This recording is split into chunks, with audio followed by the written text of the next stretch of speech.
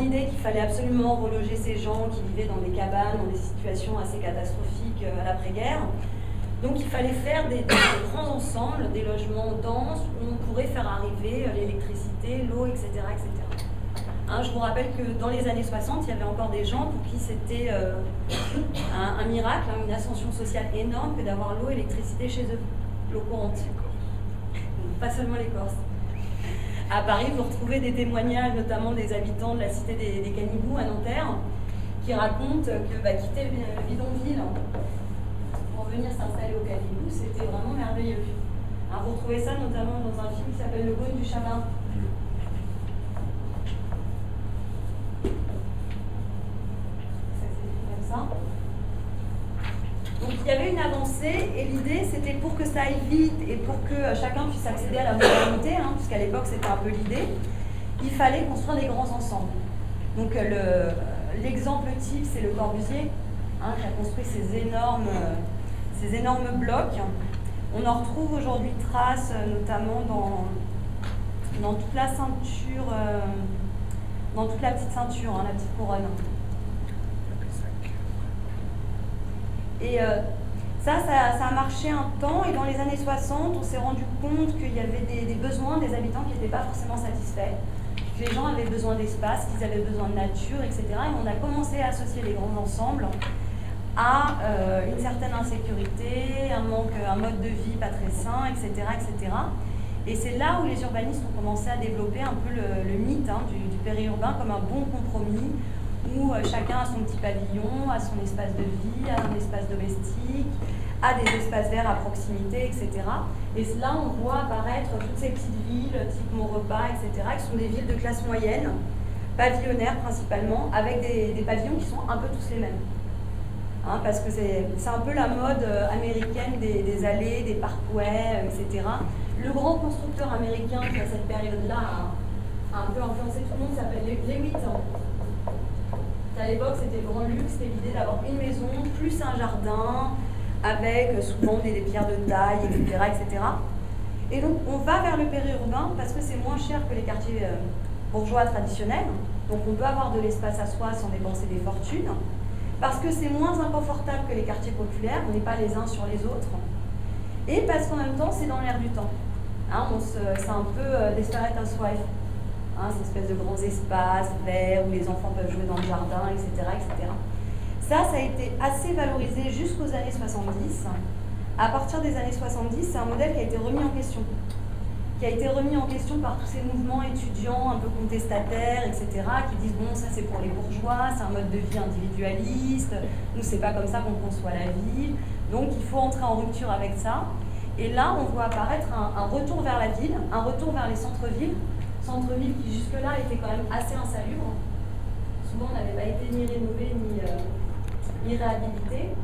Et où la génération étudiante, les gens un peu artistes, qu'on appellerait aujourd'hui les bobos, réinvestissent le centre-ville, vont mettre en avant dans le centre-ville tout un style de vie étudiant, les sorties, le café au bar, etc., le matin et tout ça, et vont contribuer à dévaloriser le périurbain. Alors ça peut vous paraître très abstrait, mais il n'empêche que les prix du périurbain ont énormément diminué à cette période-là. Que les gens qui ont acheté une maison qu'ils estimaient absolument fantastique, à Maurepas par exemple, ont dû, quand ils ont cherché à la vendre quelques années plus tard, ont dû faire une moins-value. Hein, donc il y a eu une influence, pas seulement sur les urbanistes, mais aussi sur les prix immobiliers extrêmement forte. Avec toute une culture de la ville, qui est une ville qui doit être dense, qui doit être compacte, etc., qui s'est imposée. Et avec, en retour, un mouvement, donc des gens qui avaient un peu plus d'argent vers le centre-ville, une gentrification des quartiers, et par effet écho, un départ des plus pauvres vers la périphérie, ce qu'on appellerait aujourd'hui les banlieues. Alors, une petite parenthèse là-dedans, les villes nouvelles, vous situez un petit peu l'époque. Dans les années 70. Hein, les villes nouvelles, donc ça a commencé, c'est le schéma d'aménagement et d'urbanisme, je crois, de 65. Et ça s'est échelonné après, je crois, jusqu'aux années 75, un effet retiré.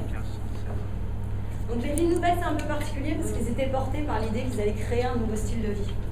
Donc que ça allait marcher, etc. Les pyramides à Évry, qui est aujourd'hui une cité qui est assez paupérisée, hein, où la population est assez pauvre, C'était à l'époque absolument génial.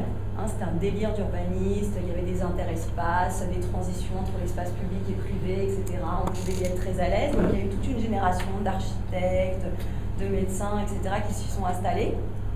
Puis dans les années 70, grosse vague de migration d'Afrique subsaharienne, avec, je crois que c'est Chirac qui avait fait ça.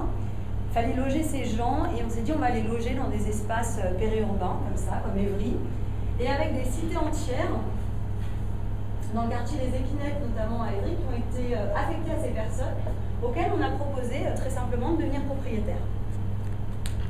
Donc des individus qui sont venus, qui étaient sous-qualifiés, hein, qui avaient des très faibles diplômes, qui n'avaient pas forcément beaucoup d'argent, etc., auxquels on a proposé de devenir propriétaires, qui sont devenus propriétaires exactement dans les mêmes logements, et qui sont devenus propriétaires sans savoir ce que ça a représenté en termes de charges, d'argent à mettre de côté, etc., puisqu'en fait les choses se sont faites assez rapidement. Et donc aujourd'hui, si vous allez par exemple dans une ville comme Évry, vous allez retrouver un quartier qui s'appelle les Épinettes, il y en a parmi vous qui connaissent. Non. Où vous avez une cité, une tour qui est là, dans laquelle 98% de la population, je crois, est d'origine malienne. Ça s'appelle la TBK, la tour de Bamako, c'est les jeunes qui l'ont surnommé comme ça. Et où en fait vous n'avez que des propriétaires. Et vous n'avez que des propriétaires qui n'avaient pas forcément les revenus, en tout cas le capital de côté pour devenir propriétaire. Donc en retour, comme vous en doutez peut-être, ça a diminué complètement le prix de l'immobilier dans le quartier. Et donc tous les gens qui avaient les moyens ont revendu, même en faisant une moins-value, et le quartier s'est paupérisé à une vitesse extrêmement rapide. Hein, aujourd'hui, le problème d'une ville comme Évry, ça reste la dévalorisation du périurbain. Sachant qu'il y a énormément de gens qui sont propriétaires. Hein, on n'est pas sur des grosses villes de locataires. Et on verra tout à l'heure que c'est le cas dans énormément de quartiers qu'aujourd'hui on considère comme sensibles. Clichy-sous-Bois, la cité Bellevue à Marseille, je ne sais pas si vous connaissez, Félix Piat, Grigny, sont des copropriétés. Donc ce sont des gens qui sont devenus propriétaires à un moment donné où il y avait une espèce de pression des pouvoirs publics pour l'accession à la propriété, sans avoir les moyens peut-être d'en assumer les charges. Voilà, donc tout ça c'est pour retracer un peu les grandes évolutions, voir comment ça a pu jouer sur le quotidien des gens et aussi sur l'économie urbaine. Sachant qu'aujourd'hui, tous ces phénomènes-là, on va voir qu'ils sont complètement en interaction avec la globalisation.